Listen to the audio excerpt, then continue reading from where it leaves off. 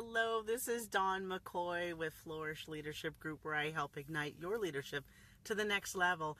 I just wanted to jump on real quick and say hi and happy midweek and all of that, and share some insight. I just had a really great community meeting, and it was rewarding in so many ways that I thought, why not share some of the helpful tips and strategies that I use in my post meetings to really maximize what I do from meeting to meeting and time to time, because I realize it's a system that I hadn't really shared and thought, my goodness, there might be some benefit to this as being a leadership tip for how you may already be doing so.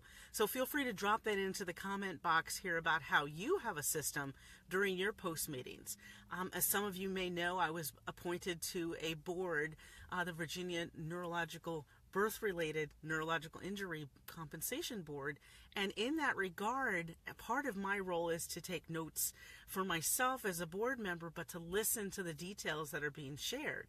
And so making sure that I am being attentive to what is engaged in the dialogue also means that I have to take notes to myself on what I want to do post-meeting.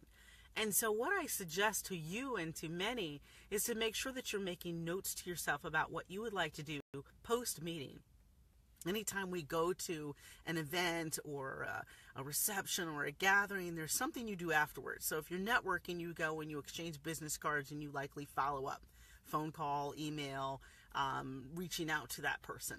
In the same way, after a meeting, make sure that you have some touch points with the staff who you've engaged. If you're at a school setting or a community setting or a corporate environment, make sure that you are thinking about who are you going to follow up with and why.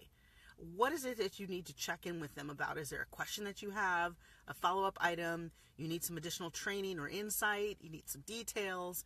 And so to make sure that you are thinking about what can you do to be thoughtful and strategic about being an effective community member, or in my case, a board member.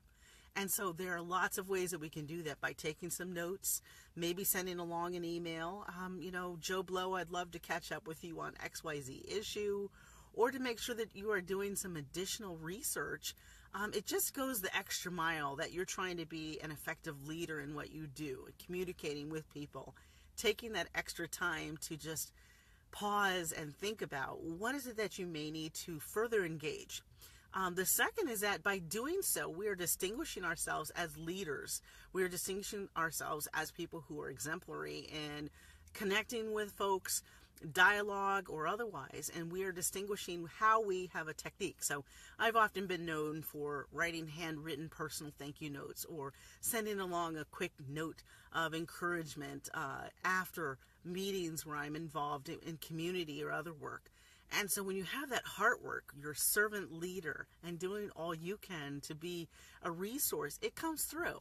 And so I think that that's how we can distinguish ourselves as leaders in our community and our corporate settings, being contributors to discussions, but also being those who are proactive, as opposed to waiting for that next meeting to come along. Be proactive and engaging people in a dialogue about what can happen next. What is the go-to, or what are the opportunities for you to be a resource and or to ask questions or get further guidance.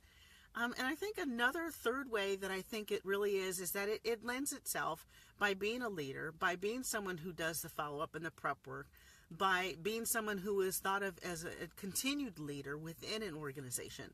So I've been able to rise and distinguish myself in leadership roles because I have I wouldn't say stood up or raised a hand or stayed the course when it comes to being in a position and being available to answer questions, to be the person responsive, to be the person who is engaged in a dialogue. And so I want you to think about that as you are distinguishing yourself as a flourishing leader, someone who is constantly in evolution and constantly in improvement and servant leadership mindset to others, so that there is that legacy that you're leaving. I know that we can all do this, and we are probably do, and that's why I'm encouraging you to drop your comments into the comment box for those who are on the replay as well, because I know that so many of us already have things we do. We don't think of them as distinguishing us as leaders, and they are, in fact, techniques that are doing just that. And so I thought, again, I just wanted to jump on real quick and be able to share about how we can distinguish ourselves as flourishing leaders, constantly being able to get ahead and to get ahead of the mediocrity that pervades in many ways in society, that people just take for granted that they are in a role and don't really maximize being able to distinguish themselves as a leader among leaders. And so again, this is Dawn McCoy with Flourish Leadership Group, where I help ignite your leadership to the next level. Stay tuned for continued updates.